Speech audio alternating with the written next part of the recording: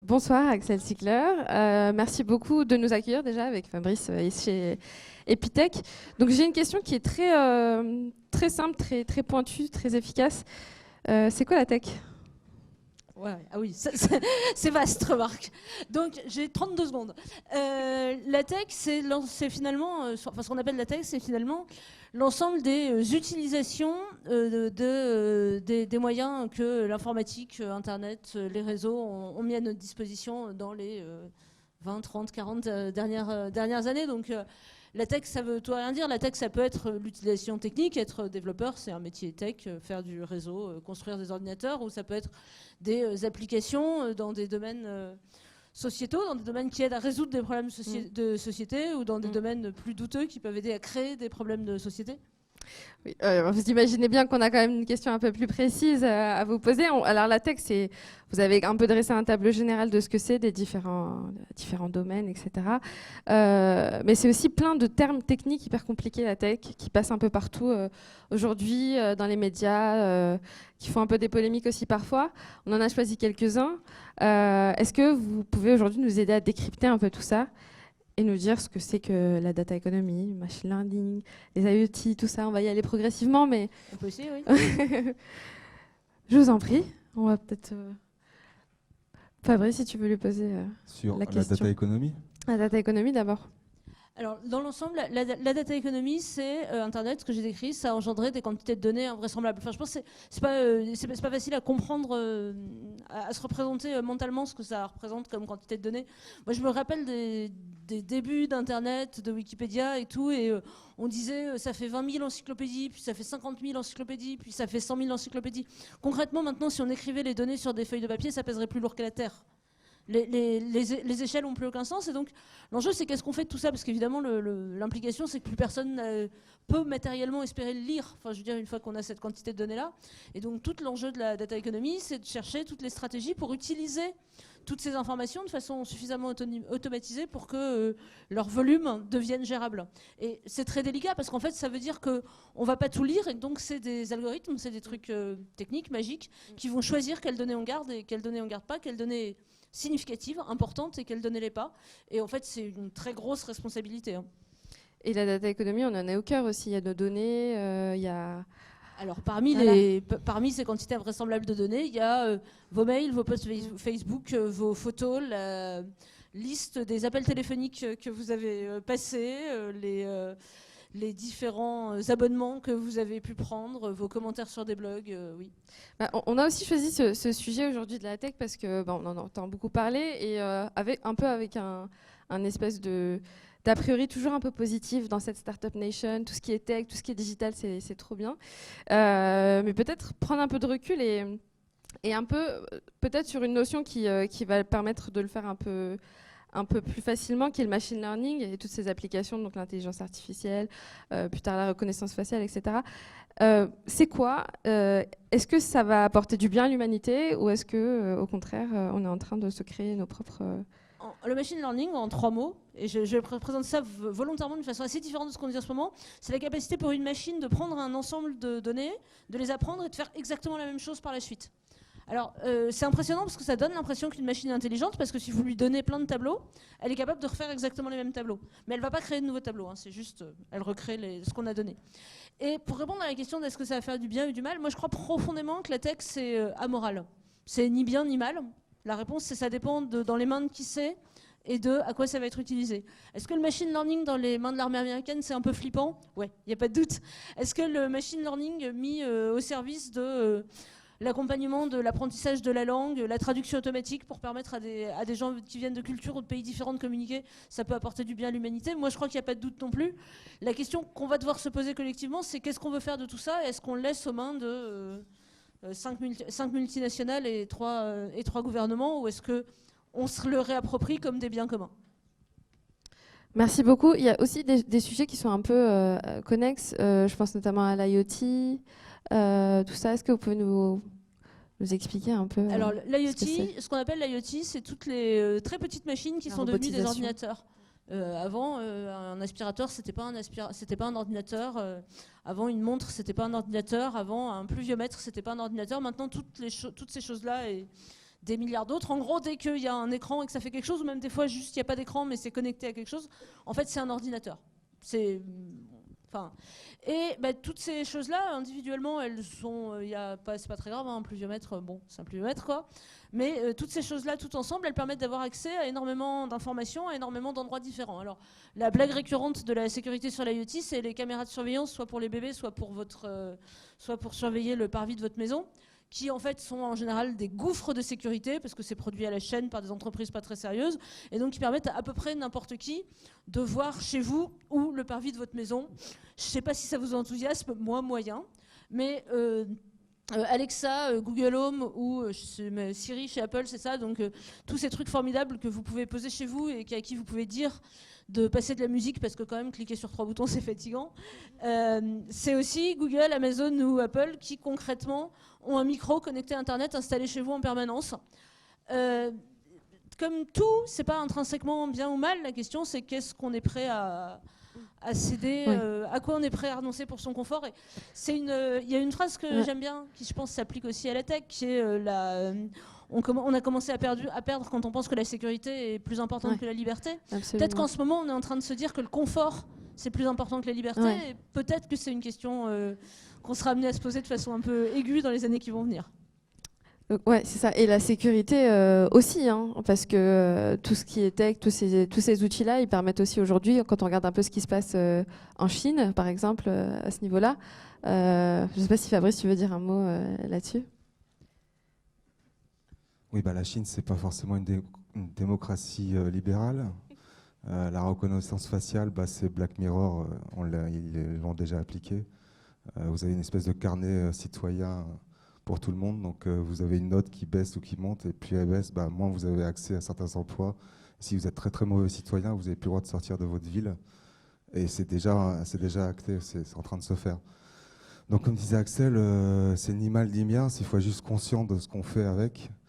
Alors effectivement, laisser Alexa toute la journée ouvert quand il y a toute la famille ou des amis, je ne sais pas si c'est une bonne idée. Et pour revenir sur la conscience des choses qu'on fait, nous, c'est exactement ce qu'on fait avec nos étudiants. On bosse beaucoup sur l'innovation positive. Et en tant Tech for good. Alors oui, on peut dire ça, impact et tout ça. Mais en tout cas, nous, ce qu'on veut, c'est que nos propres développeurs qui développent, donc les étudiants qui vont développer les outils de demain, soient conscients de l'outil un peu exponentiel qu'ils ont entre les mains, parce qu'il y a des conséquences assez faramineuses qu'ont fait la Chine, mais Snowden a sorti il n'y a pas très longtemps son bouquin, je vous invite à le lire, c'est impressionnant. Merci beaucoup. Et peut-être une dernière notion peut-être que vous avez envie de réagir sur ça, je ne sais pas, je vous ai vu. Ouais. Alors il y a un dernier mot que je sais, Fabrice est très fan de ça, c'est la blockchain. Est-ce que vous pouvez nous parler de la blockchain ? Alors la blockchain, c'est une technique extrêmement efficace pour brûler de l'énergie, pour faire un truc qu'on savait très bien faire en brûlant moins d'énergie. Ouais, pardon, c'est pas sexy comme définition, on aura compris, moi je suis pas... À la base, il y a une idée qui est intéressante derrière la blockchain, qui est en gros comment est-ce qu'on peut garantir que quelque chose est vrai en n'ayant pas d'autorité centrale qui nous dit que c'est vrai, en n'ayant pas de tampon. Mais si on prend un tout petit peu de recul sur cette question, c'est pas un vrai problème qui existe dans la vie à part pour l'argent. Je veux dire, quand vous signez un contrat, la plupart du temps, vous n'allez pas le faire certifier, à part quelques cas très particuliers, vous n'allez pas le faire certifier par un notaire en fait. On considère que l'existence du papier, votre signature suffit. Et le défaut de la blockchain, c'est que ça résolvait un problème très spécifique et très pointu au début. Et on s'est mis à se dire que du coup, puisque ça existait, on pourrait peut-être l'utiliser pour tout, pour des trucs que jusque-là, on était très content de signer avec un bout de papier ou un mail de confirmation, ou enfin des solutions finalement plus simples et énergétiquement moins lourdes. Et c'est en train d'un peu de devenir le truc de tiens, éventuellement, on pourrait tout certifier avec la blockchain. Moi, un peu comme je suis pas sûre de vouloir vivre dans un monde où il y a des micros chez les gens, je suis pas sûre de vouloir vivre dans un monde où pour se mettre d'accord entre deux personnes, il faut aller faire un calcul cryptographique sur un ordinateur en Chine et brûler l'équivalent de la consommation de mon four pendant une semaine. Merci beaucoup, vous restez avec nous. Est-ce que je peux juste... On a dit plein de trucs hyper négatifs pour la tech, et moi la tech c'est mon métier, c'est un truc que j'adore. Alors je voudrais aussi raconter la version positive et un peu peut-être... vous inciter tous collectivement.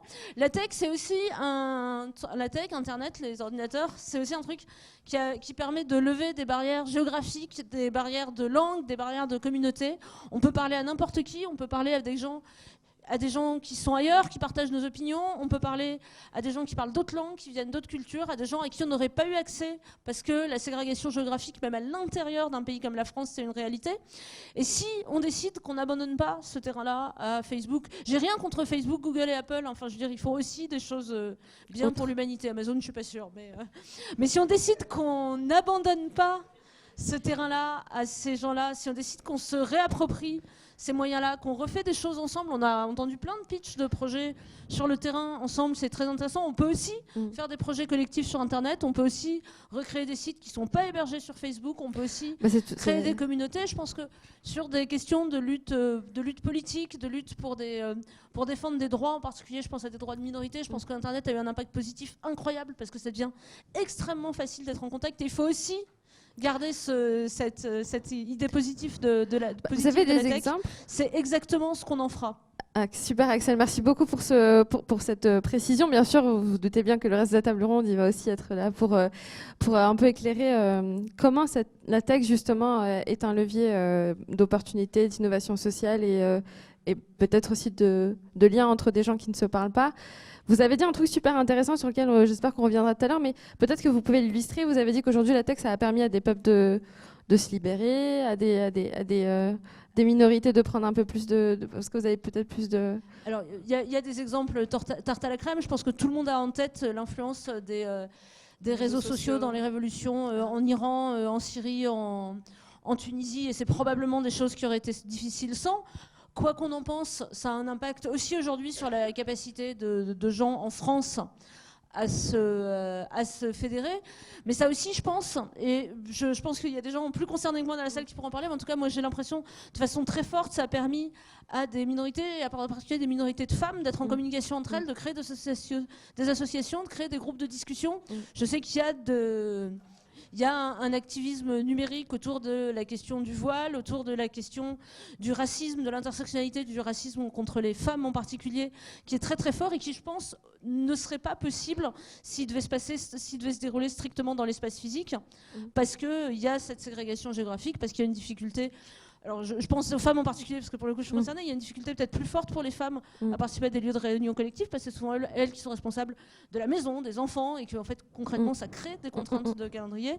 Et Internet, la tech, permet aussi de lever ces barrières-là. Et j'ai pris 2 exemples, parce que c'est ceux auxquels je me suis intéressée, mais je pense qu'il y en a des tas de cas où effectivement des gens qui auraient eu plus de difficultés à se fédérer ont pu utiliser Internet pour le faire et pour se parler entre eux, ne serait-ce que déjà mettre en commun leurs expériences et les questions qu'on a envie de voir traiter. Merci beaucoup. C'est vrai que autant on peut avoir des a priori et un peu des craintes au niveau de la tech, autant les gens qui la font, je pense notamment aux hackers et l'idée qu'on s'en fait, ça reste des gens dont on a l'impression qu'ils sont militants, à l'image d'un peu Edward Snowden et les gens qui font un peu l'actualité là-dessus.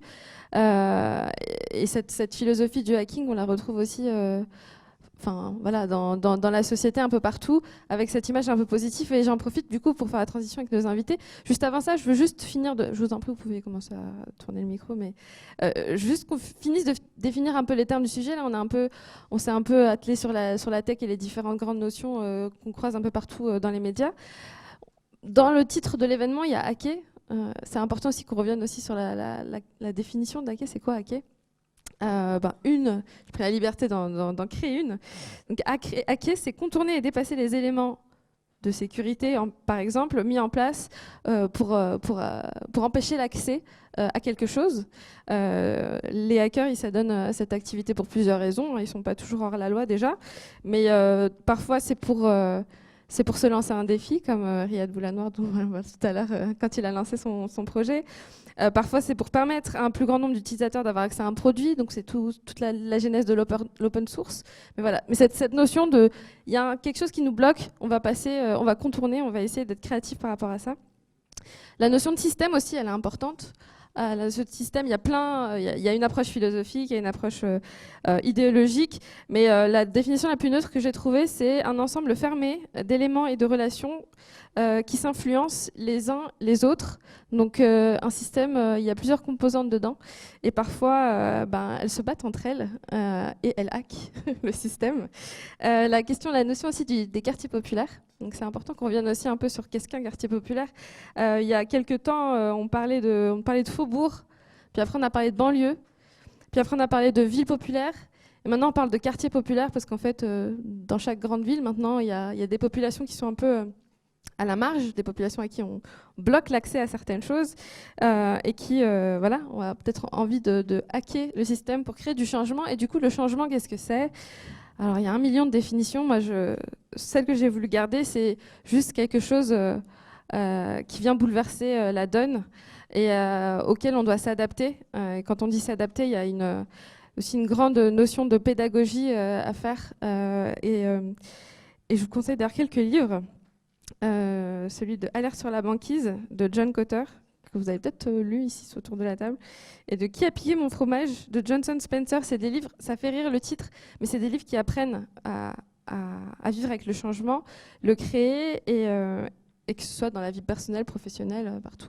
Ça, c'est pour l'introduction. Je veux faire reprendre un tour de table sur les invités qui n'ont pas encore pris la parole. Donc, Aoya Mohamed d'Afrobytes, Abiola Dargo, Riyad Villanoir de Compte Nickel, Yacine, développeur indépendant qui collabore sur plein de projets, SoliGuide, par exemple, et Betagouv, qui est l'agence d'innovation sur l'accès aux services publics du gouvernement, et Larbi de Localoc, qui est sur la question d'améliorer l'accès au logement social et la mobilité dans le parc de logement social en Île-de-France.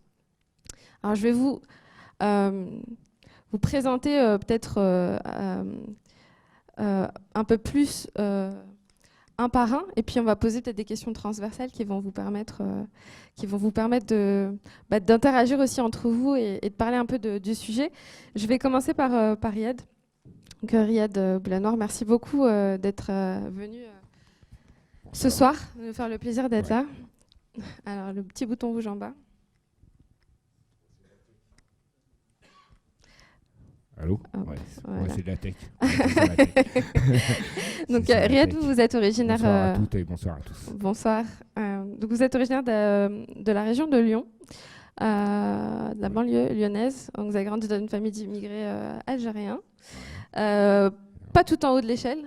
Hein, on va plutôt dire un peu en bas. Ouais, déclassé, on va dire. On va dire, mais comme tout le monde. Et vous avez... vous présentez votre parcours un peu comme... vous dites que vous êtes passionné de technologie depuis l'âge de 10 ans et que vous êtes engouffré dans cette passion tout au long de votre scolarité, et que c'est un peu naturellement que vous êtes arrivé en école d'ingénieur et puis ensuite sur des gros projets comme le Pass Navigo, Moneo, et puis ensuite le compte Nickel.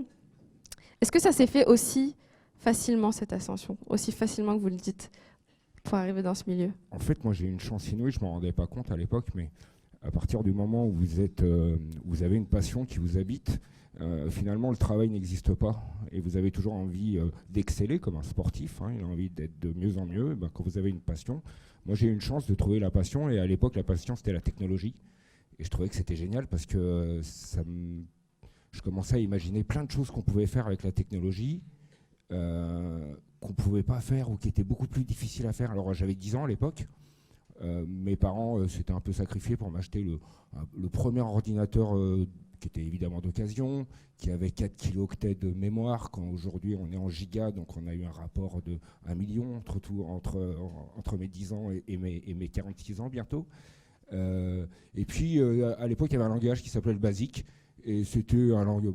Alors c'est vrai que je ne savais pas ce que c'était, mais ça me fascinait, donc j'ai commencé. Et puis il y avait des formes de tutoriels, enfin c'était des livres, hein, mais on n'appelait pas ça les tutos, on disait qu'on allait à la bibliothèque. Puis j'ai commencé à programmer comme ça, tout doucement. Puis j'ai fait des trucs inutiles, genre entre ton prénom, alors je mettais Riyad, il mettait bonjour Riyad, ça va, alors je répondais oui, alors il me disait je suis content. Bon, tout ça je l'avais programmé, c'était de la technologie inutile. Et puis ensuite j'ai essayé d'en trouver des utilisations, et tout au long de ma vie, en fait, drivé par cette passion, j'ai essayé d'en trouver des utilisations, et de quelle façon on pouvait mettre la technologie au profit du plus grand nombre. Voilà, c'était ça ma quête, et c'est ce que j'ai fait après, même dans la banque, et ce que je continue à faire d'ailleurs. Oui, mais c'est assez impressionnant de se dire que ça s'est fait peut-être d'une facilité déconcertante, en fait, mais il y a quand même ce que vous avez accompli, notamment avec le compte Nickel. Il faut savoir que pour créer une banque, même si au début c'était pas une banque que vous voulez créer, il faut quand même réussir à lever plusieurs dizaines de millions d'euros. Ouais, 29 millions d'euros, 3 ans de boulot, ouais, effectivement. Voilà. Mais je veux juste... Oui. juste pour revenir sur la genèse de tout ça, en fait, parce que quand vous êtes lancé sur cette aventure du compte nickel, c'était pas pour créer une entreprise et devenir multimillionnaire, c'est parce que vous étiez arrivé un peu au bout. Vous aviez prouvé du coup ce que vous disiez à la société, que vous valiez le coup, que vous étiez intelligent, vous étiez arrivé jusqu'au au plus haut de votre carrière, et vous avez dit maintenant qu'est-ce que je peux faire pour changer le système, pour vraiment hacker le système, parce que je crois qu'à une époque, vous avez, avant d'être aujourd'hui qui vous êtes, vous avez aussi été interdit bancaire en fait. Donc ça vient d'une histoire hyper personnelle. On fait tout là maintenant. C'est bon, je suis crié. Depuis ça va mieux. Hein. J'ai revendu le compte nickel à la BNP, ça va super mieux quoi. Non, alors en fait, c'est quoi qui fait ça? Alors je vous dis, la première chose qui vous drive déjà certainement, c'est cette passion. Mais faut être honnête parce que ça c'est des trucs de journalistes, incroyable, le petit arabe de banlieue qui est devenu ingénieur, c'est bravo, il a inventé Moneo, ce qui n'est pas vrai, j'ai travaillé sur Moneo, il a inventé Navigo, c'est pas vrai, j'ai travaillé sur Navigo, etc. Et là donc on a toujours une forme un peu de fantasme, ça étonne tout le monde à chaque fois. On n'y arrive pas comme ça. Hein, je n'ai pas commencé avec le compte nickel et les marches, c'est les unes après les autres. Donc le compte nickel n'est qu'un aboutissement assez logique. J'avais déjà réussi dans les affaires. Et voilà. Donc qu'on arrête de faire croire aux success stories spontanées, ça n'existe pas. Moi, je ne connais qu'une success story, c'est celle qui commence par du travail déjà. Voilà. Donc j'ai travaillé plusieurs fois, j'ai monté des sociétés qui ont marché, d'autres qui ont moins marché. J'ai pu m'en sortir, je m'en suis très bien sorti. Et à un moment, je me suis dit, voilà, j'ai fait du business comme tout le monde veut en faire. Maintenant, je veux faire quelque chose qui aurait du sens. Je voudrais faire quelque chose de pur, un produit sympa dans lequel on gagnerait de l'argent. J'en ai marre de voir à chaque fois les gens, et je l'ai vu encore tout à l'heure, les gens ils se réfugient derrière le côté associatif parce qu'ils ont peur de parler d'argent et de dire qu'ils ont besoin d'argent pour vivre. Mais moi, quand j'entends des bénévoles à plein temps, je me dis, mais de quoi ils vivent? Ils mangent quoi? Quand on est bénévole à plein temps, on mange quoi? Je veux dire, on n'est pas payé. Et ben voilà. Et ben je trouve pas ça normal. Je trouve pas ça normal et donc je voulais pas faire une association et de toute façon je n'aurais pas pu. Et je me suis dit on va faire un produit qui va être très simple, un compte bancaire qui sera accessible à tout le monde. Il n'y aura pas de conditions de revenus, il n'y aura pas de conditions de patrimoine. On va faire une règle super simple. Les meilleures règles, c'est celles qui n'ont pas d'exception. Il n'y aura pas de découvert. Donc jusqu'au dernier centime, vous pourrez tout dépenser, mais 1 centime plus loin, vous ne pouvez plus, tout se bloque. Vous n'êtes pas puni, on ne fait pas des frais d'incident. Voilà, mais on s'arrête, on fait une règle simple, sans absolument aucune exception. Et puis, on essaye de faire quelque chose de beau. Mais quelque chose de beau, c'est aussi quelque chose qui doit être profitable. Et si vous voulez que ce quelque chose de beau dure, vous n'avez pas d'autre choix que de le rendre profitable, modérément et moralement aussi. Merci. Et du coup, le système que vous avez voulu hacker, en fait, c'est le système de la banque. Bon, plus tard, vous avez aussi été racheté par une banque. Mais ce qui vous horripilait, en fait, dans le système bancaire, c'est qu'aujourd'hui, l'argent... plus on a d'argent, c'est ce que vous dites, plus on a d'argent, moins la banque nous coûte. Et en fait, les banques se font leurs profits sur les plus pauvres. Les agios, les découverts. Voilà, le système financier, le système bancaire, mais même le système financier, il est complètement injuste, puisqu'il n'a pas du tout tendance à servir l'intérêt général. Il sert à des intérêts particuliers. Axel parlait des grosses sociétés. On se retrouve un peu comme à la fin de la partie de Monopoly où quand vous avez tout l'argent, la partie elle est bloquée, quoi. Donc si on continue comme ça, à un moment la partie elle va être bloquée parce que vous ne pouvez plus rien acheter, quoi. Il n'y a plus personne pour vous acheter tout ce que vous avez, quoi. Donc c'est aussi simple que ça. Il a fallu Alors évidemment, il a fallu monter une banque. Moi, je me suis dit, voilà, je veux un compte bancaire. Donc ça, c'est dans l'idée. Ça, c'est ce qu'on se dit un soir avec des copains. Ça serait bien si on faisait ça. On le facturerait 20 €, etc. Et puis ensuite, voilà, il y a 3 ans de travail. Il y a 29 millions d'euros. Mais si on veut hacker un système, vous devez connaître ce système. Vous ne pouvez pas vous permettre de dire je vais commencer à me mettre sur la réglementation bancaire et pas regarder comment de l'intérieur ça marche. Alors pendant des mois, je me suis tapé le code monétaire et financier. C'est pas hyper rigolo, mais bon, il faut regarder. Je voulais voir quels étaient les statuts, quelles étaient aussi les opportunités législatives, voir comment on allait le faire. Et ce que je peux vous inviter quand vous créez quelque chose, c'est de le faire en grand, de le faire en pro surtout. Faites-le en pro. Faites-le en pro, que vous soyez fiers de ce que vous avez fait et pas de le faire à la petite semaine. Voilà. Et c'est pour ça que j'ai eu besoin de tout ça. Et c'est pour ça qu'à la fin, ça a eu ce succès finalement. Merci beaucoup, Yann.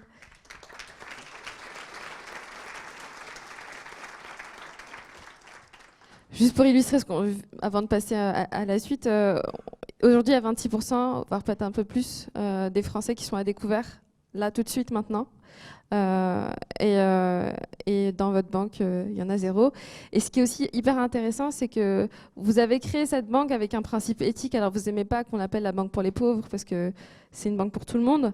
Mais aujourd'hui, vous vous êtes rendu compte qu'il y a une grande partie de vos 1 180 000 clients qui sont en fait en demandeurs d'emploi ou dans des situations un peu précaires. Et en fait, le reste qui sont des gens totalement à l'aise, normalement, et qui vont quand même chercher en fait, la philosophie de votre banque. Et ma dernière question, c'est est-ce qu'aujourd'hui, c'est peut-être de ça dont vous êtes le plus fier, ou est-ce que vous avez encore des combats que vous voulez mener Ouais, j'en ai tous les jours en fait des combats. Enfin, j'ai voulu finir ça. C'est pour ça que j'ai revendu, parce que je me dis j'ai d'autres combats, j'ai envie d'être utile ailleurs, quoi. J'ai fait ce que j'avais à faire.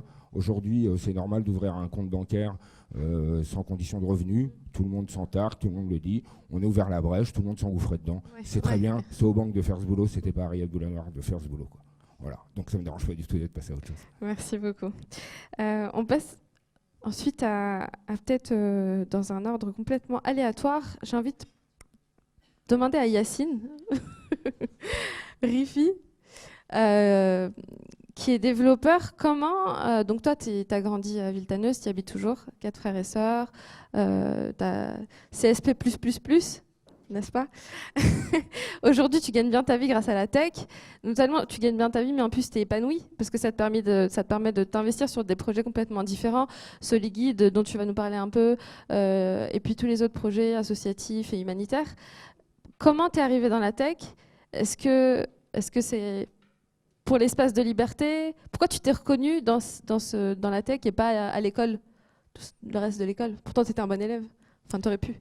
Alors du coup, bonsoir à tous. C'est une bonne question. Un peu comme Riyad en fait. Sauf que moi, c'était pas du basique, c'était du HTML. On était, je pense, 10-15 ans plus tard. Donc c'était un peu le truc qui était à la mode. Et non, mais juste pour expliquer qu'un peu le point de départ, c'est souvent le même. Je compare souvent le développement à l'artisanat, mais c'est pareil, c'est comme un mec qui aime bien faire à bouffer. Il commence par faire des petits plats pour les gens qu'il aime bien et ça peut finir en grand chef et en grande société. Et le dev, en tout cas, c'est, je pense, très très proche de ce genre de métier. Comment on y arrive? Franchement, comme je pense, il y a plein de devs. Déjà, tous les ordi allumés, c'est des devs. Tous ceux avec des autocollants, c'est les meilleurs normalement. Et généralement, une passion, enfin un truc tout pourri, voilà, vous aimez un manga, vous regardez, vous cherchez des sites, vous trouvez un truc qui vous convient pas, vous faites le vôtre. Un peu comme à l'époque, Zuckerberg, Facebook, il y a plein de sites qui existent, il y a 4chan, il y a plein de trucs. Il aime pas, il fait un autre truc, et ce truc-là marche. Et donc c'est un peu comme ça que j'y suis arrivé. Et pour le coup, je le dois un petit peu au cours, mais pas vraiment à l'école, mais plutôt nous, on avait la chance d'avoir des surveillants qui étaient assez déterminés et motivés. Et on en avait un qui nous avait dit, vous allez refaire le site du collège, en échange, vous allez jouer à Counter-Strike toute l'après-midi. À l'époque, Counter-Strike, c'était quelque chose. Et en réseau et tout, c'était un délire. Donc on avait appris comme ça. Et en fait, on s'est retrouvé à kiffer le truc parce que c'est hyper enrichissant. Il y a une forme de fierté. Vous êtes là, vous êtes en 4e, on vous dit, vous allez sortir le site du collège. Et à l'époque, avoir un site, c'était un truc de ouf. Aujourd'hui, tout le monde va sur Wix et fait ça en 30 secondes. Et donc, du coup, c'est un peu, entre guillemets, grâce à l'école, il nous a mis un peu le pied à l'étrier. Et après, une fois que tu commences, t'aimes ça, tu continues et t'accélères, quoi. Et aujourd'hui, dans quel projet tu appliques tes compétences et quelle satisfaction tu retires de travailler sur des... Parce qu'il y a des trucs... c'est aux antipodes. Tu travailles sur les personnes en précarité, sans-abri avec Soliguide. Tu travailles sur les orphelins Rohingyas au Bangladesh avec Bunny Street. Tu travailles sur les jeunes de banlieue avec GetUp. Voilà. Sur quoi tu travailles aujourd'hui et qu'est-ce que ça t'apporte de pouvoir avoir cette... Le développement, et ça je le dis vraiment à tous les développeurs, on a parlé d'argent au début, c'est le pire truc que vous puissiez aller chercher. C'est le meilleur moyen de rater, je pense, entre guillemets, votre carrière, même si j'aime pas trop ce mot-là. C'est de se dire, voilà, c'est un peu une légende urbaine. Il y a de l'argent dans la tech. Il y a de l'argent dans la tech, c'est pas une légende urbaine. J'ai des potes à moi qui sont payés, qui font des 800 € la journée, et c'est incroyable. Tu me dis 800 € la journée, c'est ce que ma mère faisait en un mois de ménage. Donc aujourd'hui, ça peut paraître oufissime, mais c'est le pire vecteur, je pense, pour rentrer dans ce secteur-là. Ce qui est intéressant, c'est de trouver des sujets que vous aimez, et je pense que tous les sujets qui existent dans ce monde peuvent être approchés par la tech, que ce soit les luttes pour des droits, que ce soit le secteur bancaire, le secteur financier, que ce soit aussi la food. Il y a tous les secteurs possibles, imaginables, et toutes les formes de passion imaginables qui sont accessibles par la tech. Et du coup, moi, en fait, j'ai systématiquement appliqué la tech à tous les trucs que j'aimais. J'avais 16 ans, j'aimais les mangas. On a fait un site. À l'époque, on a fait, ça peut paraître ouf, à l'époque on fait un demi-million de visiteurs en 2 ans avec juste des mecs de ma classe et ça cartonne et tout, on a une communauté de ouf. Et après de ça on passe à un autre site et encore un autre site et encore un autre site. Arrive du bénévolat auprès des personnes sans abri, on se dit ah ouais mais comment la tech elle peut aider à faire en sorte qu'on aide les sans abri plus facilement. un projet d'application pour relier les personnes sans abri et les gens qui habitent autour. Et comme ça, si vous voulez, j'ai un peu sauté de sujet en sujet que j'aime bien. Et en gros, je peux vous dire l'année prochaine sur quoi je vais bosser. Ça dépend des sujets. Et donc, du coup, ouais, les personnes sans abri. Donc, j'ai bossé avec beaucoup de clients de compte nickel. Non, je vous jure, c'est même pas une blague. Il y en a une hier au téléphone en plus. Qui était sans abri quand on l'a connue. Aujourd'hui, elle est réinsérée, etc. Et elle est super bien dans sa vie. Et du coup, bah, voilà, on passe du public sans abri. Après, bah, pareil, vous avez aujourd'hui des tas d'ONG, d'assos qui cherchent Enfin, aujourd'hui, si vous n'avez pas la tech, vous n'avez pas d'argent. C'est simple, c'est pas compliqué. Donc bah, derrière, c'est pareil. Vous pouvez bosser sur des sites internet qui aident à lever des fonds. Vous pouvez bosser sur des... On est en train de travailler sur un petit projet de borne connectée qui est, je pense, d'un point de vue bancaire, il faudra qu'on se parle après, mais pas du tout légal. Mais on espère que ça pourra permettre de faire lever beaucoup d'argent pour les assos. Bref, vous pouvez passer d'un sujet à un autre. Et aujourd'hui, c'est... entre autres, Soliguide, c'est quoi ? C'est un guide numérique qui permet de recenser tous les lieux utiles pour les personnes sans abri et en situation de précarité. Grosso modo, c'est un peu les pages jaunes du pauvre, on va dire ça comme ça. Mais concrètement, il y a des milliers de structures qui correspondent aux milliers de profils différents, que vous soyez une femme, personne réfugiée, demandeur d'asile, peu importe. Et il y a toujours une structure qui permettra de vous aider. Et on s'est rendu compte, en fait, enfin c'est même pas moi d'ailleurs, c'est Victoria, la fondatrice, qui s'est rendu compte que en fait, il y avait pas, quand on cherchait, les gens ils allaient toujours sur Google. Sauf que Google, c'est comme quand vous cherchez un problème et tout, et que vous tombez sur Doctissimo, c'est jamais fiable. Et du coup, on s'est dit, on va faire notre guide, et on a commencé comme ça. Et aujourd'hui, au début, c'était une étudiante et un ex-étudiant mi-chômeur, mi-auto-entrepreneur. Et aujourd'hui, c'est une équipe de 7 salariés, une ancienne personne en précarité qui est incluse dans le projet, et une quinzaine en tout de stagiaires, services civiques, etc. qui bossent avec nous. Et c'est un peu les mêmes sujets sur lesquels je travaille aussi pour Betagouv. C'est ça. Et du coup, c'est quoi Betagouv ? Betagouv, c'est... alors, je ne saurais pas exactement le définir. Est-ce que c'est Big Brother ? Non, pas du tout. Betagouv, c'est pareil. C'est des gens, je pense, assez utopistes et surtout très doués dans la tech qui ont décidé de mettre leurs compétences au service du bien commun. Et il n'y a pas plus bien commun que l'État. Et donc, c'est l'incubateur... Normalement. Hein ? Normalement. En théorie. En théorie. Mais on vit dans la pratique. Et du coup, l'idée, c'est de monter des incubateurs. Il y a différents incubateurs dans différents ministères. Et aujourd'hui, j'ai la chance de bosser pour celui du ministère des Affaires, du Travail et des Affaires sociales. Et donc, pour le coup, là-bas, je suis développeur indépendant et je travaille encore une fois sur la question des sans-abri. Et cette fois-ci, sur la question de la domiciliation. On s'est rendu compte que... Enfin, du coup, c'est Anaïs, encore une fois, c'est pas moi. Et à chaque fois, et ça c'est peut-être important d'ailleurs, parce qu'on va souvent vous parler de porteurs de projets, porteurs. Derrière des porteurs, il y a des équipes. Et ça, c'est hyper important. Vous n'êtes pas forcément voué à être the porteur, the porteuse, mais des membres éminents d'équipe et qui aussi sont des bosseurs acharnés souvent. Et elle s'est rendue compte qu'il n'y avait pas de solution pour gérer la domiciliation. Aujourd'hui, vous avez demain une expulsion ou vous êtes dans une ville où vous n'avez pas encore d'adresse, etc. Vous n'avez pas d'adresse, donc il vous faut une adresse. Et c'est un droit, tout comme d'ailleurs avoir un compte en banque, c'est un droit fondamental. Et ils se sont rendus compte qu'en fait, il y avait des tas de CCAS, d'associations qui n'avaient pas de logiciel ou payaient des logiciels une fortune, enfin des logiciels à 100 000 € pour des trucs qui boitent et qui ne marchent pas très bien. Et ils se sont rendus compte qu'en fait, c'est pourquoi pas nous, en tant que ministère, on ne pourrait pas créer, entre guillemets, un super logiciel gratuit, accessible à tous, à toutes les structures qui le veulent bien. Et c'est sur ça aujourd'hui que je travaille. Merci beaucoup, Yacine. Super intéressant.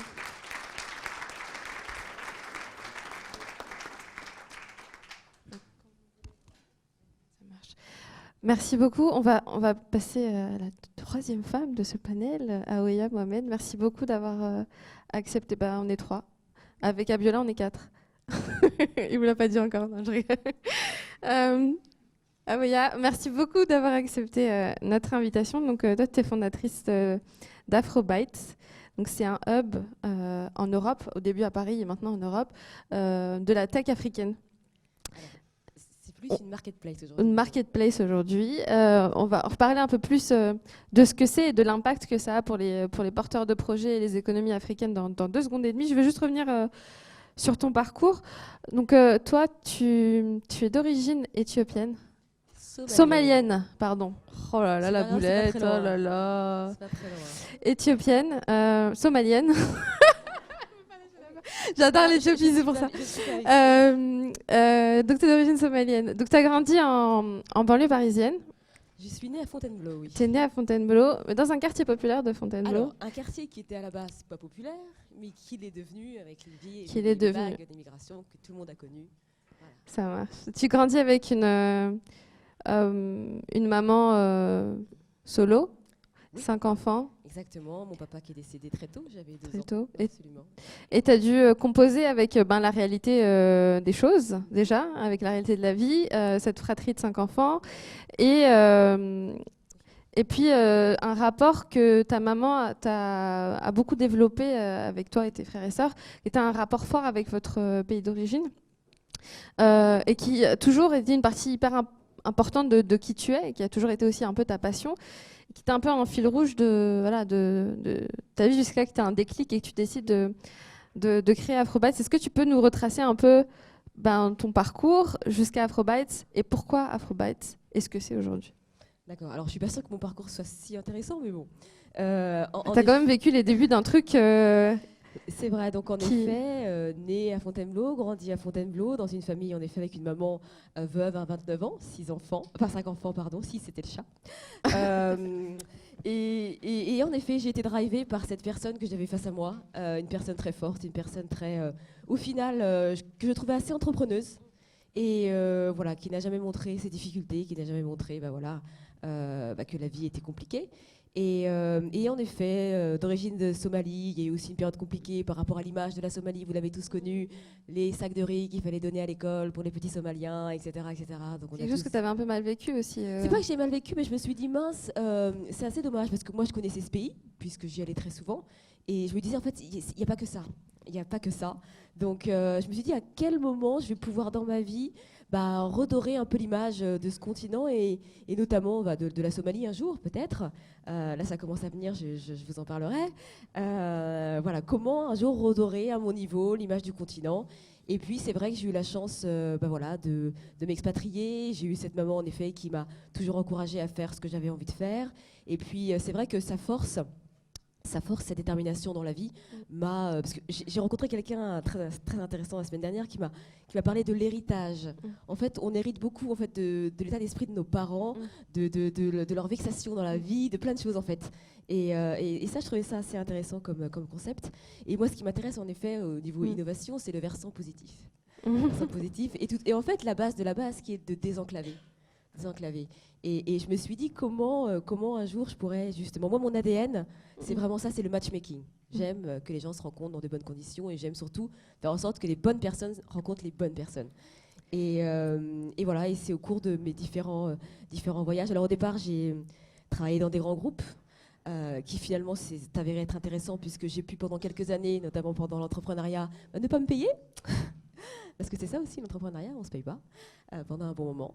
Donc ça, c'était plutôt intéressant. Et puis, c'est mon expatriation à Casablanca qui m'a fait comprendre un certain nombre de choses. C'était en 2014. Et là, il y avait un certain nombre de grands groupes qui arrivaient à Casablanca et qui justement atterrissaient à Casablanca pour s'expand, essayer de rayonner un peu dans toute l'Afrique.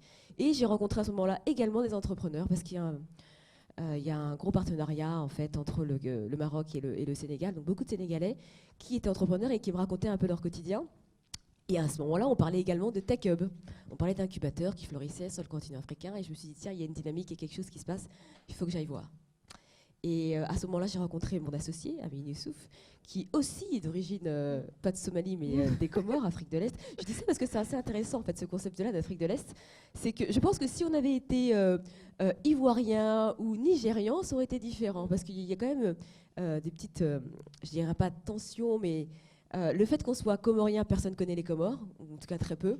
Quand les gens, on lui demande d'où il vient. Ceux qui n'ont pas grandi en quartier populaire. Exactement. Quand on lui demande d'où il vient, les Comores, les gens disent pardon, c'est où, etc. Et la Somalie, il y a toujours une empathie profonde, il y a une compassion, ma pauvre, la Somalie, etc. Donc les gens sont assez sympas avec nous. La première approche est assez en tout cas chaleureuse. Donc c'est plutôt sympa. Et donc on est allé voir tous ces fameux tech hubs du continent, au Rwanda, au Kenya, etc. Et on leur a demandé mais de quoi vous avez besoin aujourd'hui? Et c'était assez unanime. Ils nous ont tous dit en fait aujourd'hui nous on est là mais on manque de visibilité, on manque de partenariats, on aimerait bien construire des partenariats commerciaux avec des grands groupes internationaux. Et puis évidemment on n'a pas de fonds. Donc, et là, on s'est dit, il y a un truc à faire. Et c'est assez intéressant quand on parle d'innovation et quand on parle de la tech dans les quartiers, etc. En fait, ce qu'il faut avoir en tête, c'est que c'est le marché qui crée l'innovation. Aujourd'hui, quand vous adressez justement, vous avez adressé des gens qui n'avaient pas de possibilités, qui n'avaient pas de réponse à leurs problématiques. Et ça, c'est ça la base de la tech, en fait. C'est que vous êtes des problem-solving company. Vous répondez à des problèmes. Ça, c'est assez intéressant de se dire, voilà, en fait, avec ce marché que j'ai identifié, je vais pouvoir adresser un certain nombre de gens. Et en fait, ce qui est intéressant, c'est qu'aujourd'hui, à Paris, quand vous voyez toutes ces apps, toutes ces startups qui se créent, pour la plupart, elles répondent à des besoins assez parisiens, assez CSP+. Non, c'est vrai, assez CSP+. Alors que nous, dans les quartiers, en fait, on connaît parfaiement les besoins de nos mamans, de nos sœurs, de nos frères, des assos, des écoles, etc. Et donc, en fait, on a une carte énorme à jouer et des milliers de personnes, en tout cas, à adresser. Donc ça, je dis ça pour vous, qui êtes en train de réfléchir éventuellement et qui peut-être pensez à des perspectives dans la tech. Vraiment, il y a vraiment un boulevard et l'exemple est déjà là.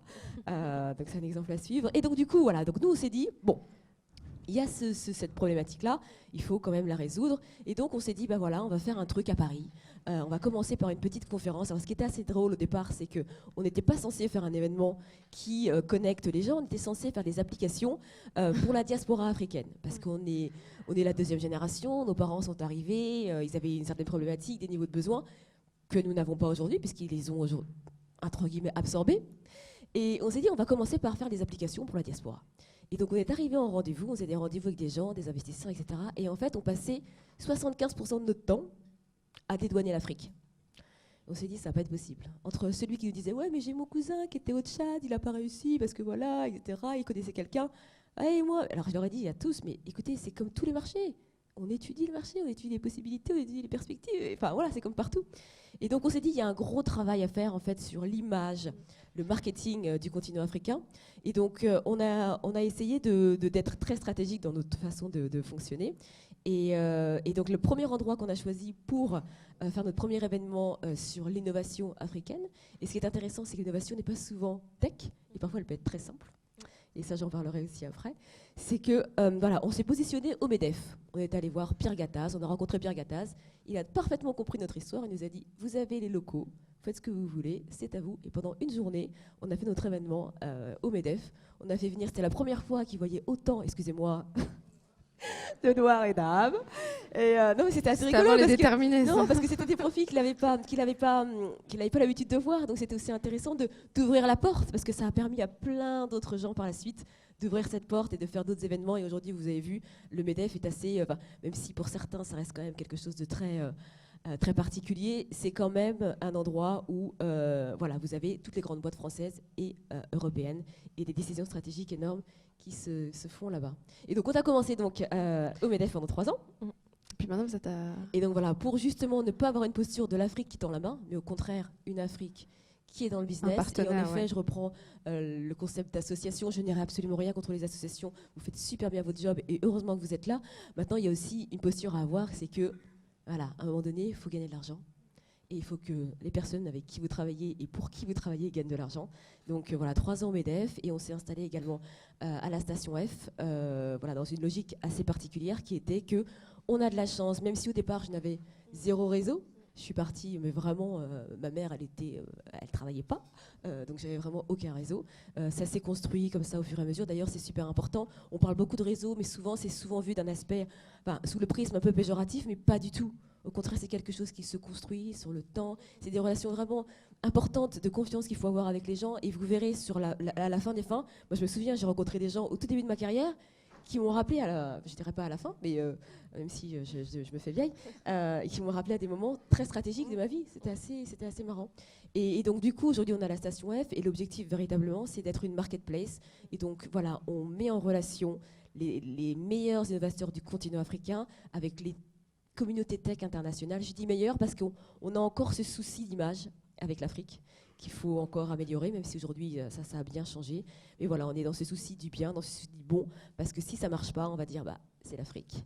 Et donc voilà.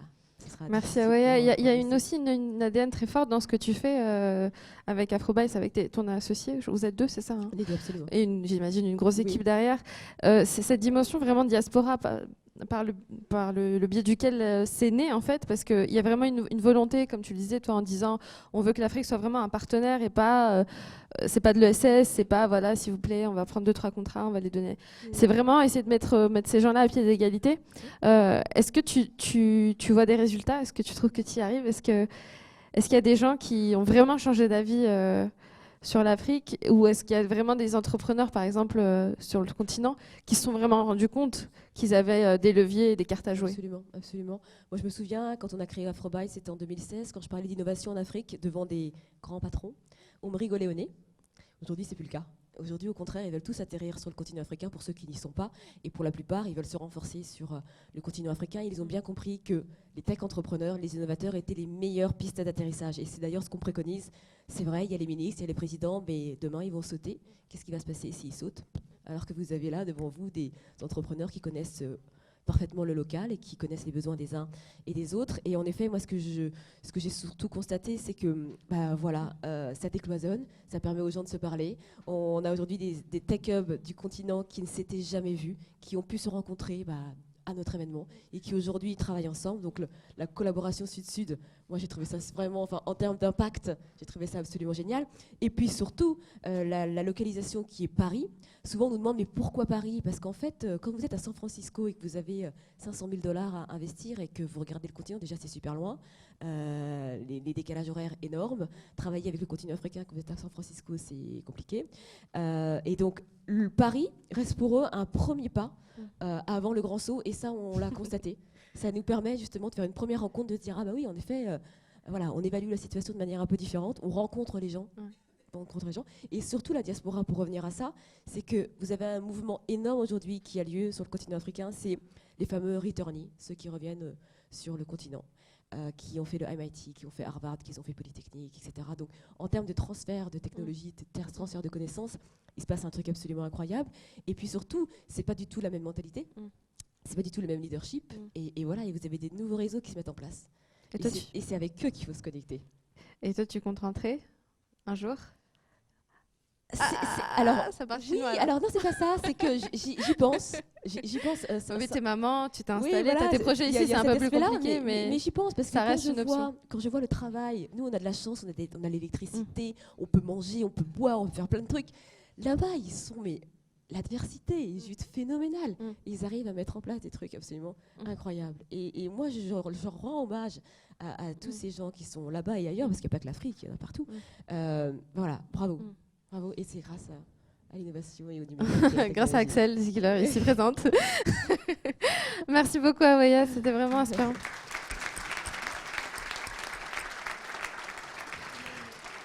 On a encore un tout petit peu de temps pour présenter les deux speakers qui attendent patiemment leur tour. Et après, on va rentrer un peu dans les sujets qui fâchent de la tech et des quartiers populaires.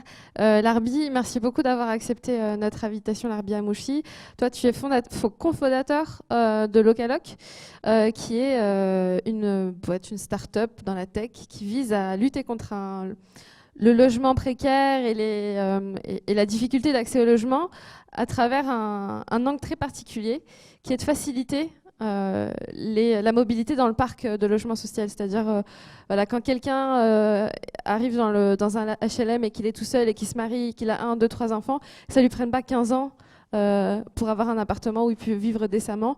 Et de la même manière, quand une famille devient de plus en plus restreinte en nombre, qu'elle puisse aussi laisser sa place. Et ça marche comment? C'est des algos, c'est de la blockchain, c'est de l'intelligence artificielle, c'est quoi? Est-ce que tu peux nous raconter Bonsoir tout le monde. Donc Localoc, c'est donc une start-up. On a développé une solution logicielle qui va permettre de faciliter l'accès au logement et surtout tout le process d'attribution de logement. Nous, on est parti du constat que dans le parc social, il y a plus de 2 millions de personnes qui attendent un logement. Sur ces 2 millions de personnes, un tiers, c'est des personnes qui sont déjà dans le parc et qui veulent changer de logement à l'intérieur du patrimoine du bailleur. Le constat qu'on a fait, c'est que les bailleurs sociaux aujourd'hui sont inondés par toutes ces demandes et ils ne savent pas forcément les prioriser en fonction des profils des candidats, des situations des familles. Il y a beaucoup d'exigences réglementaires à prendre en compte. Du coup, ce qui fait que les gestionnaires qui traitent les demandes de logement mettent beaucoup de temps pour pouvoir identifier le bon candidat à placer sur le bon logement. Donc nous, on va intervenir sur ce process-là d'analyse de la data, analyse des demandes de logement, analyse du patrimoine du bailleur et faire en sorte de mettre à disposition des acteurs de l'immobilier un moteur de calcul, un logiciel qui va permettre de s'appuyer sur la mobilité résidentielle, c'est-à-dire le fait de changer de logement, mais en même temps en libérer un. Donc ce logement qui est libéré, pour nous, c'est une nouvelle offre qu'on pourrait faire. Donc grâce à des algorithmes, on va faire nous ce qu'on appelle des mutations en cascade pour pouvoir faire beaucoup plus d'attributions et en même temps faciliter le travail des gestionnaires, travailler sur les caractéristiques de chaque demande, identifier par exemple les logements adaptés pour les personnes à mobilité réduite et faire en sorte que ce soit des personnes à mobilité réduite qui l'obtiennent, identifier les personnes, les motifs de chaque demande et faire en sorte de prioriser l'ensemble de ces demandes-là. Donc il y a pas mal d'éléments réglementaires qui rentrent en jeu et l'algorithme, notre solution, permet de simplifier ce traitement. Aujourd'hui, vous travaillez avec les plus grands bailleurs sociaux d'Île-de-France et de France. Et vous travaillez aussi maintenant un peu avec le Pôle emploi pour, en plus de permettre de faciliter ce mouvement dans le parc social, de combiner trouver un logement avec trouver un emploi. Et ça, c'est aussi un grand chantier. C'est ça, c'est un sujet sur lequel on travaille à la fois avec Pôle emploi et Action Logement, le 1% patronal. Et il y a des sujets en cours pour faire en sorte que le logement puisse devenir un élément qui va encourager l'accès à l'emploi. Parce qu'aujourd'hui, il y a pas mal d'offres d'emploi qui ne sont pas pourvues parce que finalement, il n'y a pas un logement qui permet donc de se rapprocher de ce lieu de Parce qu'effectivement, ces problèmes, c'est des problèmes qui sont... il y a des intersections, c'est en cascade, il y a plusieurs niveaux pour essayer de sortir les gens de la précarité qu'on n'imagine pas forcément comme ça. C'est que voilà, pour avoir un appart, il faut un travail. Pour avoir un travail, il faut avoir des conditions. Voilà. Et c'est aussi comme ça que vous voyez les choses, avec aussi un angle sur les seniors, sur lesquels vous travaillez aussi beaucoup. Plein de chantiers, en fait, plein de sujets qui arrivent au fur et à mesure des besoins. Et l'histoire de Lokaloc, elle est aussi intéressante. C'est comme un peu Riyad, elle fait quoi à une histoire personnelle, tout simplement. C'est un problème que toi, tu as rencontré dans ta vie par rapport au parc de logement. Est-ce que tu peux me raconter comment tu as décidé de t'intéresser à ces sujets-là et justement d'être entrepreneur de solutions? Parce qu'avant, tu étais bien, tu gagnais bien ta vie, tu étais dans le secteur pétrolier. Exactement. Donc moi, je viens d'un secteur qui n'a rien à voir avec l'immobilier. Donc je travaillais, on va dire, dans le golfe du Mexique, en Afrique, sur des plateformes, sur des bateaux en offshore. Et puis à un moment donné, je me suis dit finalement, j'ai envie de faire quelque chose qui puisse vraiment, qui me tient à cœur et qui réponde à une vraie problématique que les gens que je côtoie au quotidien rencontrent. L'accès au logement, c'est un vrai problème pour tout le monde. Et surtout pour les personnes qui n'ont pas les moyens de passer par une agence immobilière, passer par des structures. Voilà. Donc pour moi, faire en sorte que faciliter l'accès au logement, c'est là que je devais me lancer parce que j'avais envie de me lancer en tant qu'entrepreneur. Et la thématique du logement, pour moi, ça avait du sens parce qu'aujourd'hui, quand on n'a pas de logement, c'est très très compliqué. Quand on n'a pas de logement, il nous manque quelque chose dans notre vie, tout simplement, quoi. Le logement, c'est le repère pour toutes les personnes. Et c'est là que nous, avec mon associé, on a décidé de se lancer. Absolument. Et toi, vous êtes en train de décoller là, avec Lokaloc. Vraiment, là, ça commence vous faites un peu plus que sortir la tête de l'eau. Ça a été difficile pendant un an, un peu plus même. On le disait tout à l'heure, il n'y a pas que quand on est dans l'associatif qu'on ne se paye pas. Il y a aussi au début de l'entrepreneuriat. Exactement. Donc nous, on est encore en mode start-up. Ouais. On continue, on est en plein développement commercial. Donc il faut qu'on continue comme top porteur de projet. Il ne faut rien lâcher, il faut se battre.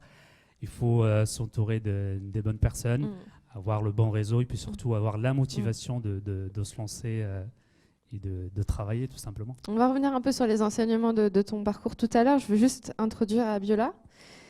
Merci beaucoup, Larbi, pour ce témoignage. Merci à vous.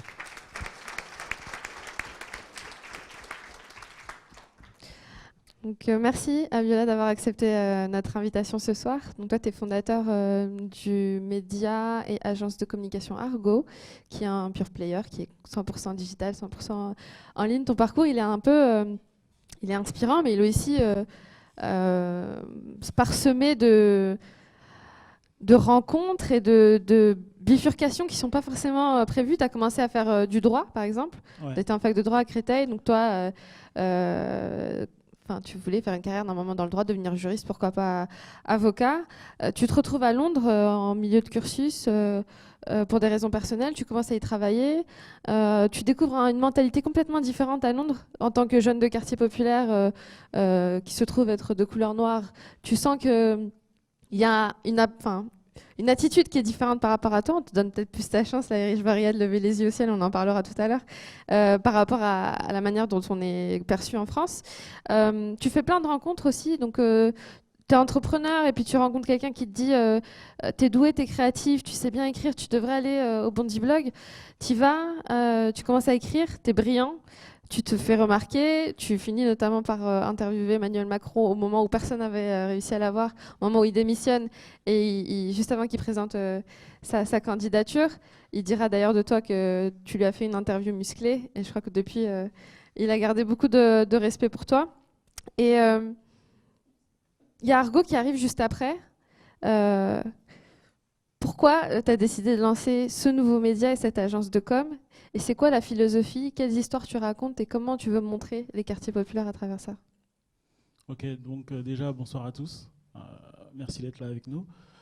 Alors, je pense que tu as très bien résumé les choses. Mon parcours, on va pas dire qu'il est assez hasardeux, mais la plupart des choix que j'ai faits, c'est des choix auxquels je n'avais pas pensé auparavant.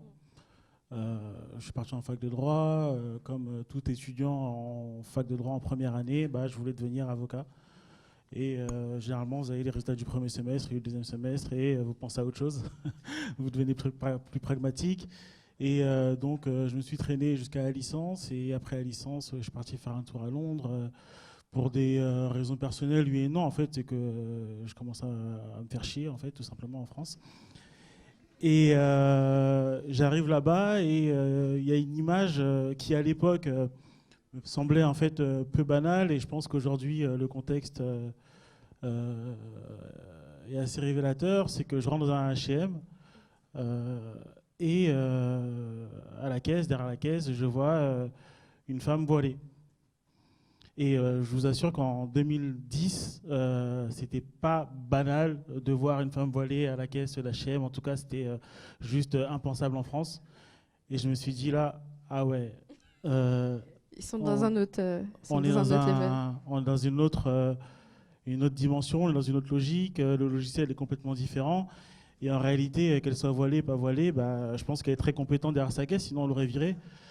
Et au fur et à mesure des rencontres que je fais là-bas, je me rends compte que les gens sont vraiment axés sur la compétence.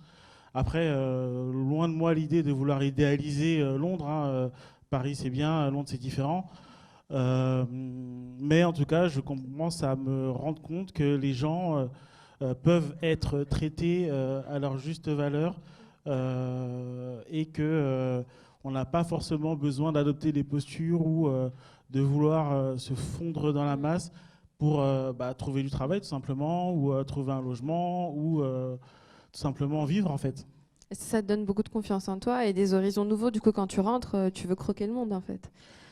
Déjà, c'est vrai que tu es gonflé à bloc, tu as vu du pays, comme on dit. Je pense que ceux qui ont la chance de s'expatrier à un moment ou un autre de leur vie en sont tous revenus changés, ou en tout cas transformés. Et je reviens à Londres et je me dis que... Je reviens de Londres, Paris, à Paris. Je reviens en banlieue, parce qu'à Paris, c'est pas la banlieue, jusqu'à preuve du contraire. Et je me dis qu'en fait, il y a énormément de choses qui se passent sous mes yeux, sous mes pieds, et que c'est des choses qui devraient être valorisées, en tout cas qui devraient être davantage mises en lumière. Donc l'idée commence à germer un peu dans ma tête. À l'époque, je faisais un peu de conception-rédaction dans une agence, et je travaillais pour un client. je ne vais pas dire son nom, mais c'est à mi-chemin entre un croco et un alligator. Et sur un projet banal, on me refuse un brief on me refuse un projet parce que je voulais y mettre de manière très triviale des Noirs et des Arabes. Et là, je comprends qu'en fait, je vais pas faire ma vie dans ça, parce que c'est impossible de pouvoir bosser pour quelqu'un qui, en fait, ne vous voit pas. Confronte au système, quoi. Ouais, voilà. Et j'en parle à un ami, tu l'as dit à juste titre, un ami à qui je jouais au foot au collège à l'époque, on s'est recroisés, et qui me dit, bah écoute, à l'époque, il était journaliste à Libé, et il me parle un peu de Nordinabili et du Bonzi Blog. Il me dit, va faire un tour là-bas, ça peut peut-être t'intéresser, et tu pourras peut-être un peu raconter ton histoire et peut-être évacuer tes frustrations. Moi, je vais là-bas comme je vais à un entraînement de foot. Franchement, c'était juste pour voir, c'était juste pour voir comment ça se passait. Et je rencontre des gens qui, en fait, sont comme moi, donc qui ont les mêmes problématiques que moi, les mêmes interrogations, présentent des profils similaires. Et qui se posent des questions et qui tentent d'y répondre entre eux, donc pendant les conférences de rédaction. D'ailleurs, juste pour illustrer un peu ta génération au Bodyblog, il y a plein de talents qui ont été aussi révélés. Il y a toi, il y a Bala Fofana qui travaille à Libération, il y a Widad qui est fille qui travaillait chez AG Plus Paris. Il y a des talents qui ont émergé de ce dispositif-là et de votre génération en particulier. Et du coup, après, oui, je te laisse peut-être expliquer un peu plus Argo, c'est quoi aujourd'hui? Tu travailles avec les plus grands, je vais pas briser un tabou si je dis que tu bosses avec Jordan, avec Nike, avec les plus grandes boîtes qui un peu surfent ou en tout cas touchent les publics de quartiers populaires. Et pourquoi ils travaillent avec toi et pas avec d'autres? Et c'est quoi ta philosophie à toi dans ce travail-là? J'aime bien le coup de pression. Elle m'a dit arrête de raconter ta vie. Non, mais trop mal. Tu peux raconter? Non, en fait, tout simplement, Argo, c'est un média, agence. Donc, on a la partie éditoriale avec laquelle on réalise des portraits, des interviews, des reportages, et essentiellement axé sur l'économie des quartiers, l'inclusion et la valorisation.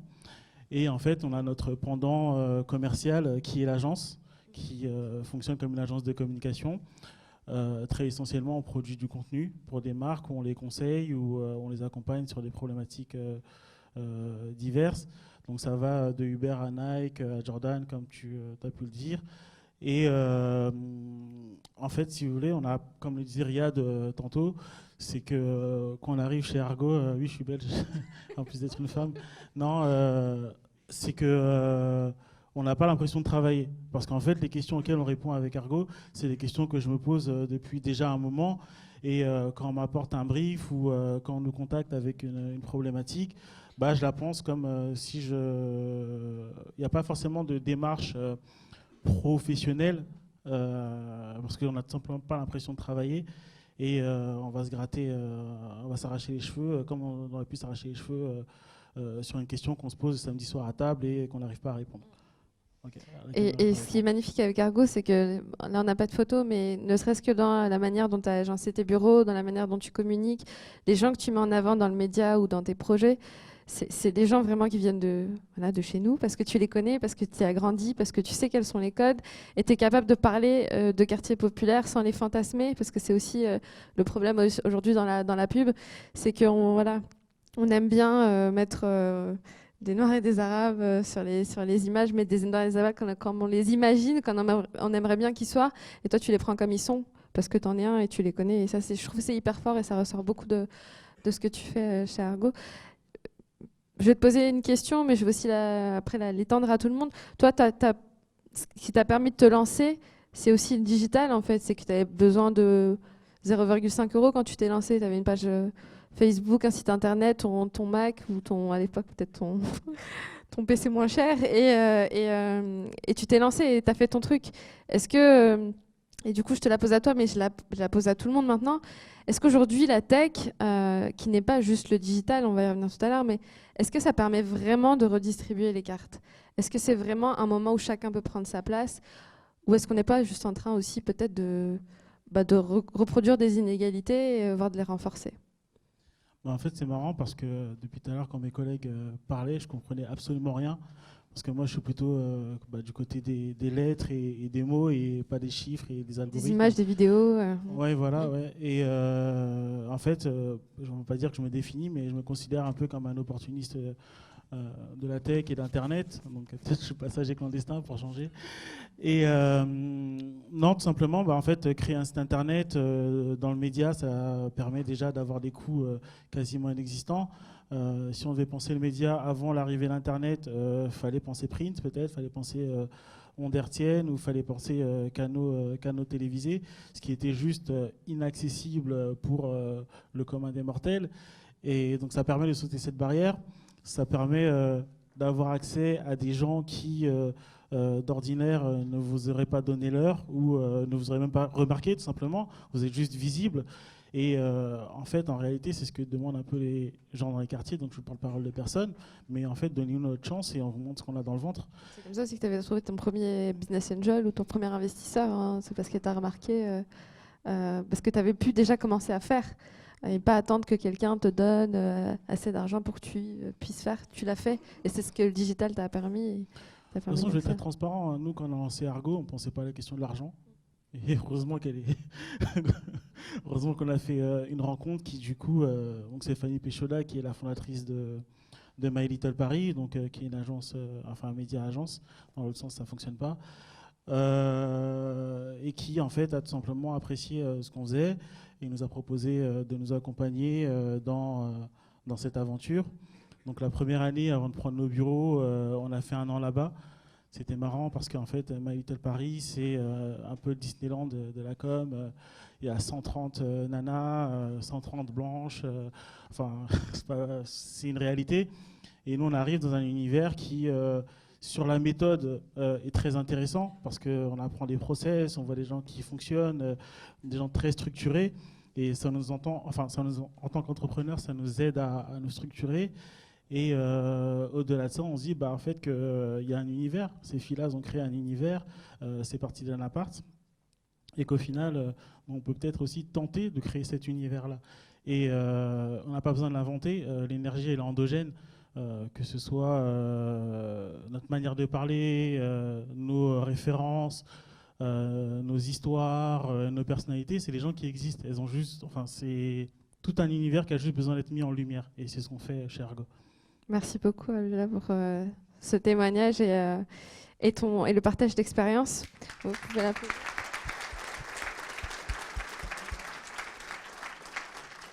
Du coup, je relance. Tu voulais dire quelque chose? Non. Enfin, non.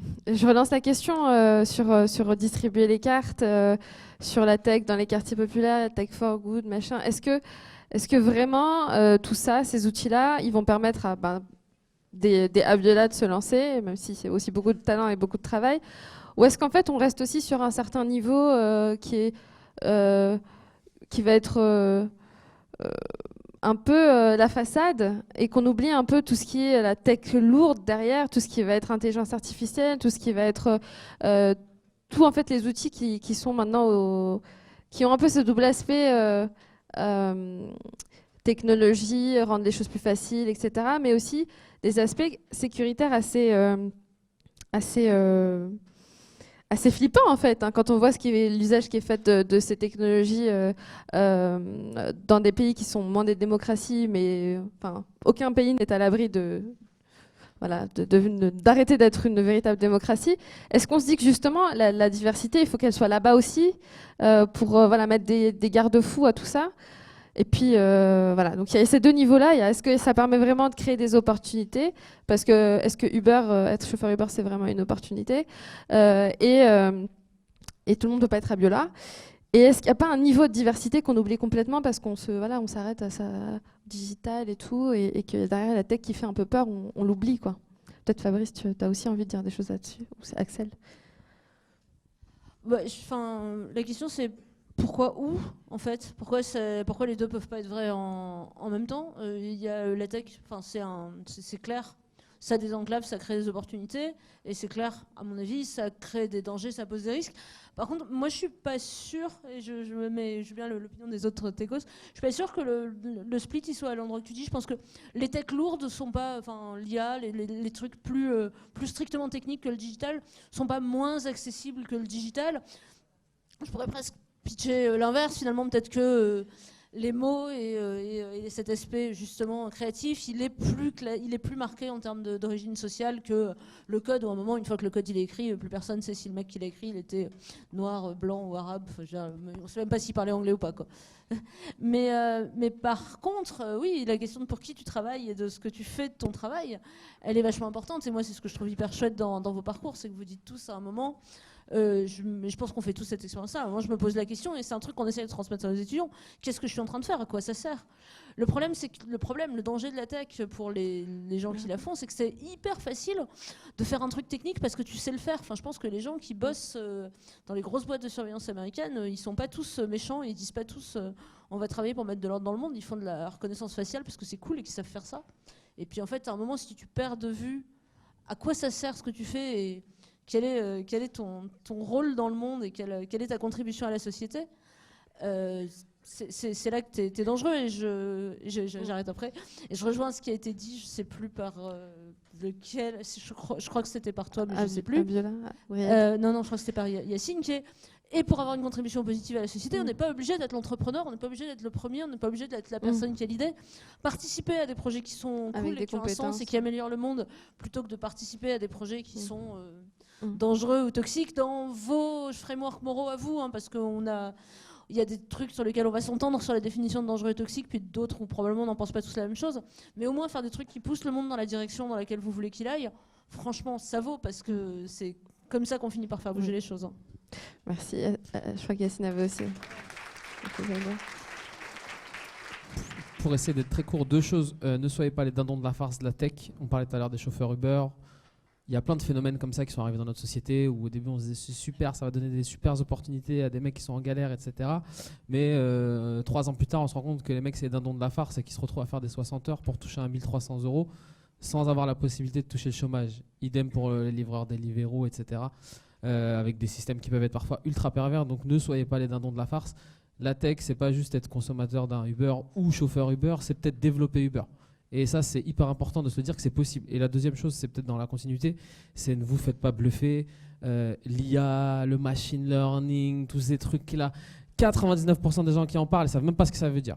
99% des gens qui les dev, ils comprennent à peu près, mais en vrai, derrière chacun de ces gros concepts, ces trucs qu'on croit inaccessibles, le big data, l'intelligence, derrière tout ça, il y a souvent, en plus encore aujourd'hui, encore plus aujourd'hui même, tout est accessible assez simplement. Évidemment, pour arriver à des niveaux de tech ultra élevés, bosser chez Google ou quoi, il faut avoir des compétences ultra poussées, mais qui viennent parfois de talent, mais aussi et surtout de beaucoup de travail. Hein. Très clairement, les plus grands génies que je croise au quotidien en termes de dev, etc., ils sont d'une banalité sans nom.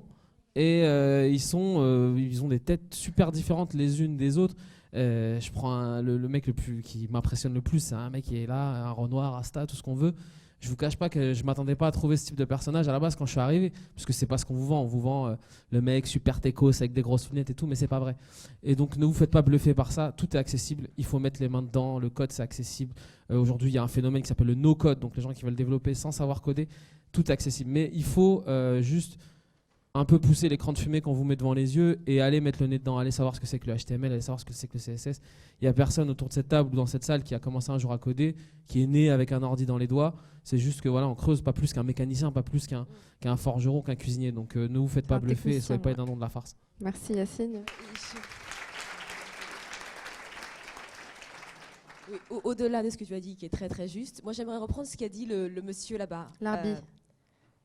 Pardon, je montre du doigt. Vous avez dit quelque chose de très juste. Vous avez dit que la tech aujourd'hui nous permettait de créer notre espace de discussion, notre propre outil. Et ça, c'est powerful. Mais quand je dis powerful, c'est juste, voilà. Dans des sociétés comme les nôtres, où les choses sont très cooptées, cloisonnées, etc., cet outil-là nous permet d'avoir notre propre voilà, espace de conversation. Et ça, c'est vraiment... Moi, je le vois avec Afrobytes. le programme, on le fait nous-mêmes.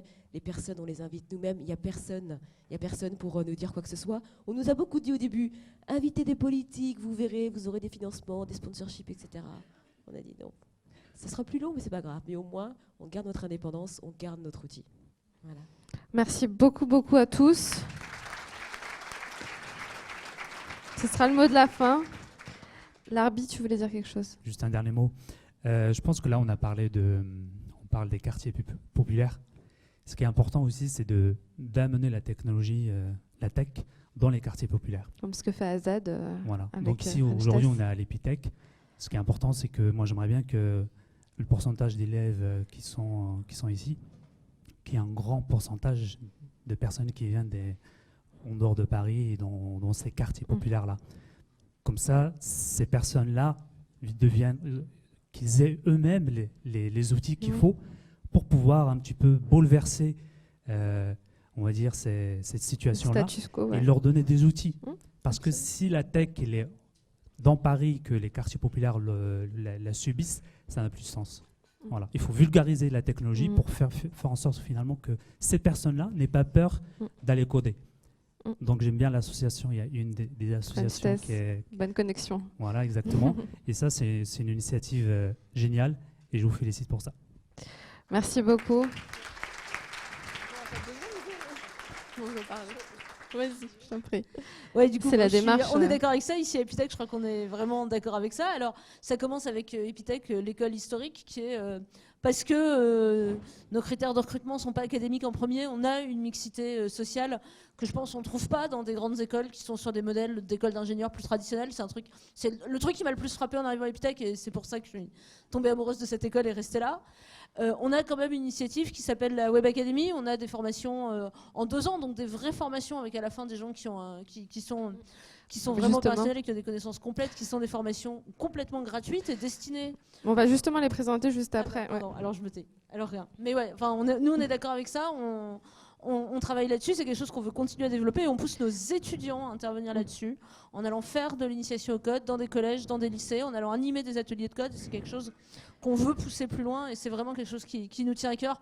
La tech, c'est un grand cadeau qu'on reçoit et vraiment en redonner un bout, c'est un truc ça fait vraiment partie des valeurs et de ce qu'on essaye de mettre en place. En redonner à tout le monde, ouais. Et cet événement, c'est aussi une démarche pour faire ça. Donc merci beaucoup. Merci à tous. On a parlé de plein de choses. Ce que je retiens, c'est que la tech, c'est un outil avec ses penchants un peu flippants, mais aussi beaucoup d'opportunités et qu'il faut ouvrir ces espaces-là à nos jeunes pour que justement ils puissent développer les outils sur les priorités. Ce que tu disais tout à l'heure. Et surtout se raconter eux-mêmes. Ça, c'est très important. Et se raconter eux-mêmes, comme le fait Abiola avec son média et d'autres médias. Et si Uber, on n'est pas content, on crée notre propre Uber, on crée notre propre banque, comme l'a fait Riyad. Voilà, c'était super inspirant. Merci beaucoup d'avoir partagé vos retours d'expérience.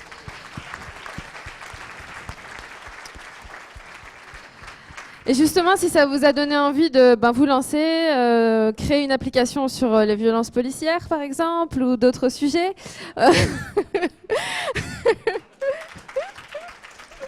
Merci. On va avoir justement plusieurs acteurs qui vont venir vous présenter rapidement en pitch fast, qui ils sont et ce qu'ils peuvent vous proposer pour vous accompagner à développer ça. Donc j'appelle Elisabeth Coulon, la directrice de la Web Academy, dont justement Axel a parlé tout à l'heure, à venir me rejoindre.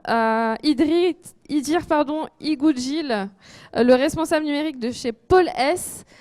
Merci d'être là, qui va aussi vous raconter un peu comment Paul S peut vous aider à développer tout ça. Et Marie Monjose, qui est la chef du bureau de l'innovation à la direction de l'attractivité et de l'emploi de la mairie de Paris, qui va venir présenter Paris Code. Est-ce que vous pouvez me rejoindre ? Et Elisabeth va être remplacée par notre Fabrice National. Je vous en prie. Hop. Alors, vous connaissez les règles du jeu. Petit pitch rapide. Quoi ? Pourquoi ? Comment ? Et ensuite, bien sûr, vous serez libre de venir parler avec les représentants pour pouvoir pitcher vos projets et voir qu'est-ce que ça peut donner ensuite. Je veux la parole à Idir. Je commence. Donc, bonsoir à tous. Moi, c'est Idir Igoudjil. Je suis responsable du pôle numérique au sein de l'association Poles, mais ça, c'est écrit derrière moi. Je voudrais vous remercier d'abord, vous féliciter aussi pour ce magnifique parterre de fils de femmes de ménage. Bravo. Donc, je représente aujourd'hui Poles, pour qui je travaille depuis une année. On est une association des quartiers populaires. On est installé à Villeneuve-la-Garenne, un peu partout en Ile-de-France, et on commence des activités dans les quartiers nord de Marseille. On a une démarche un peu particulière qui est fondée entièrement sur le collectif et les collectifs d'habitants, de résidents dans les quartiers populaires. Parce qu'on parle de tech, de quartier. Nous, on travaille beaucoup sur les quartiers populaires, c'est notre métier d'origine. On est venu au numérique et à la tech depuis 4-5 ans. Dans les quartiers, en fait, on parle beaucoup des habitants, de la participation, surtout quand il faut répondre à des appels à projets. Après, il faut le faire vraiment. Et nous, on l'a fait à Marseille, dans les quartiers nord, où on s'est appuyé sur un collectif d'habitants, d'habitantes surtout en réalité, qu'on a fait, qu'on a outillé, parce qu'on n'accompagne pas, on n'aime pas trop le fait de prendre par la main comme ça. On a outillé ce collectif pour qu'elle réponde à des appels à projets, pour porter notamment une fabrique numérique, un Fab Lab. Donc là, il a ouvert le Fab Lab en septembre dans les quartiers nord de Marseille. On a aussi donc ces activités de Fab Lab en Ile-de-France, sur Villeneuve-la-Garenne, Pantin, Pierrefitte, Poissy, Vitry-sur-Seine, pas très loin d'ici, Gonesse, et Paris bientôt, mais Paris plutôt sur l'école du web. L'école du web, qui est un dispositif où on forme des développeurs intégrateurs en 10 mois sur une modalité de chantier d'insertion. Donc ça veut dire que les personnes sont salariées de Poles pendant toute la durée du dispositif, et elles sont formées sur une base très intensive au développement à l'intégration web, et avec aussi une grosse part de pratique pour renforcer et ancrer les nouveaux savoirs. Le dernier dispositif que je voudrais présenter, c'est la médiation numérique, qu'on porte aussi sur chacun des sites que je vous ai cités. La médiation numérique, c'est en gros accompagner les personnes, aider les personnes dans la réalisation de leur démarche en ligne et dans la maîtrise de l'outil numérique. Parce qu'on se rend compte en fait que de plus en plus les questions d'inclusion sociale elles vont se superposer aux questions d'inclusion numérique, savoir si je peux pas utiliser un ordinateur, je peux pas faire une demande d'APL, je peux pas faire une demande de RSA, je peux pas faire une demande de chômage. Donc on part aussi sur ces activités là en termes numériques, donc formation professionnelle, éducation populaire et réduire le gap, médiation. Voilà. Super. Peut-être un dernier point que je voudrais aborder, je suis désolé, je suis très long, je sais.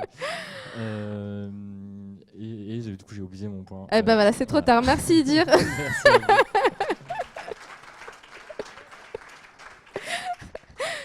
Bonsoir Désolée. à toutes. Ah, pardon. Non, je vous en prie, allez-y. Non, J'enchaîne, justement. on va dire vite, Enchaînez, Marie, le floor est à vous. Allez-y. Non, mais je vais faire très court. En fait, moi, je représente la ville de Paris, qui a lancé il y a 3 ans maintenant un programme qui s'appelle Paris Code, et qui vise à former en fait des personnes vers les métiers en tension du numérique. Donc ici, on est à l'Épithèque ce soir.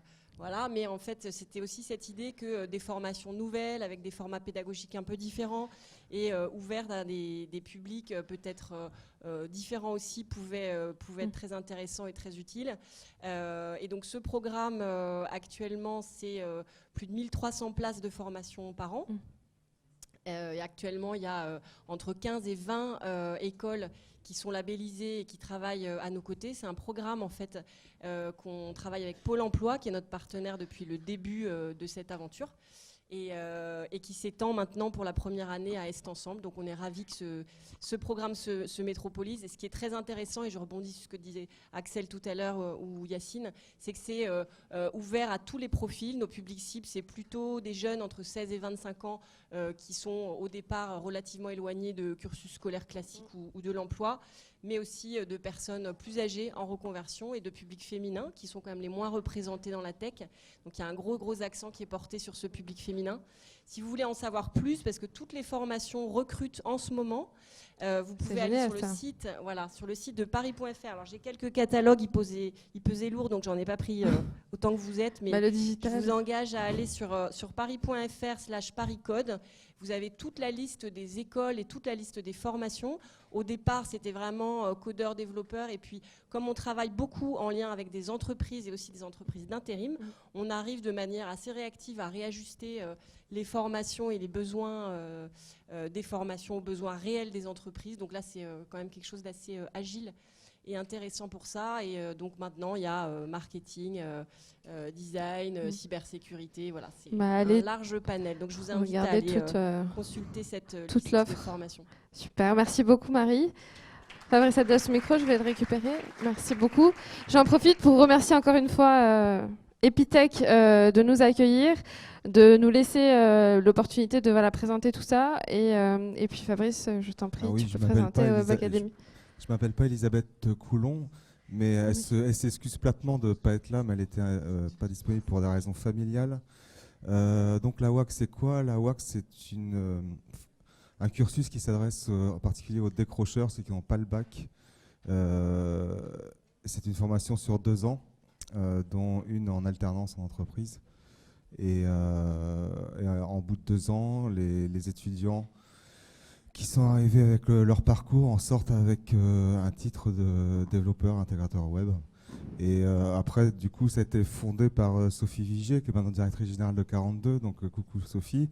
Il y a la Web Academy, il y a la Web Academy Ambition Féminine.